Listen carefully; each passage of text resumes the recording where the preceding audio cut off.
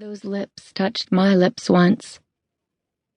They were warm and soft and made my stomach drop 3 feet to the ground, right next to my pink polka dot espadrilles.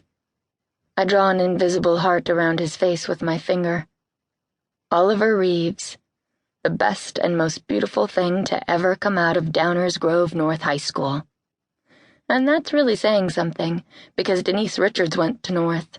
Her family moved away before she graduated, but there's still a picture of her in the glass case at the front entrance. I worked night and day to maintain my 4.0 GPA.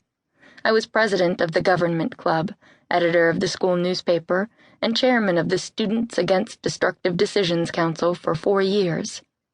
But I guess to get your picture in the glass case, you had to have a 3-way with Neve Campbell. Oh well. Champagne bubbles tickle my tongue as I flip through the yearbook, knowing every page where his face appears.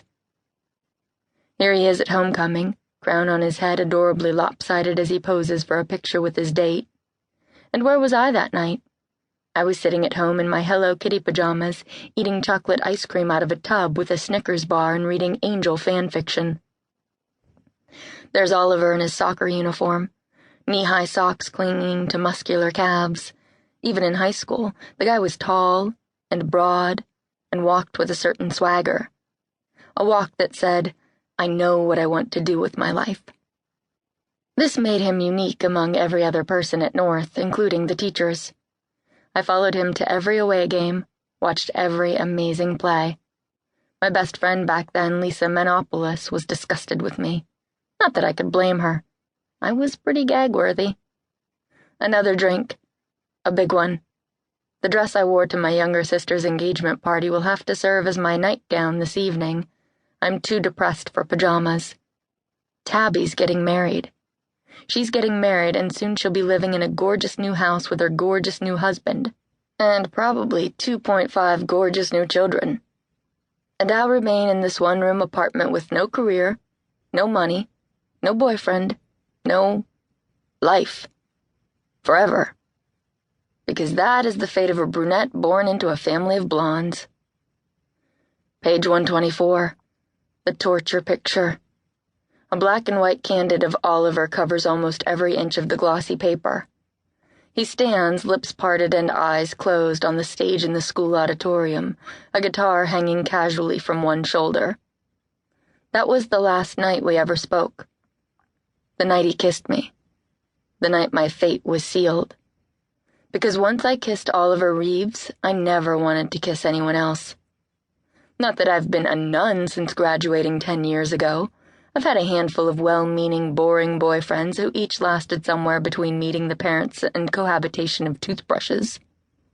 But none of their kisses were ever as exquisite as the one Oliver gave me in the gym parking lot. I can still feel the lightness in my chest, like I could have floated right off the asphalt and into the night sky. I used to think there was nothing worse than being in love with him at 16.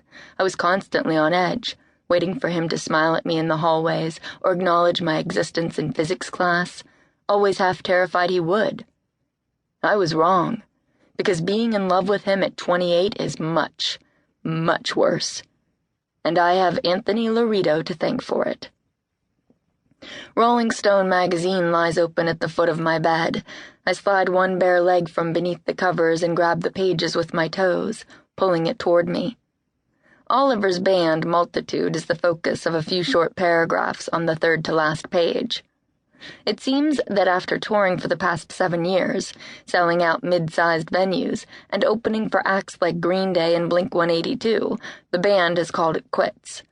Thanks in part to a rather cantankerous relationship between Oliver and the band's drummer, Anthony Laredo. The article goes on to say that the lead singer has decided to take some time away from the spotlight and return to his hometown of Downers Grove, Illinois, for an undetermined hiatus. I've spent 10 years thinking of Oliver and his lips. When he left just after graduation, I told myself the next time I saw him I'd be living a fabulous life. A life full of stories to tell. I'd be restoring priceless works of art at the Louvre or just returning from my second Everest expedition. I would be worthy of his attention. I would be different. I would be better.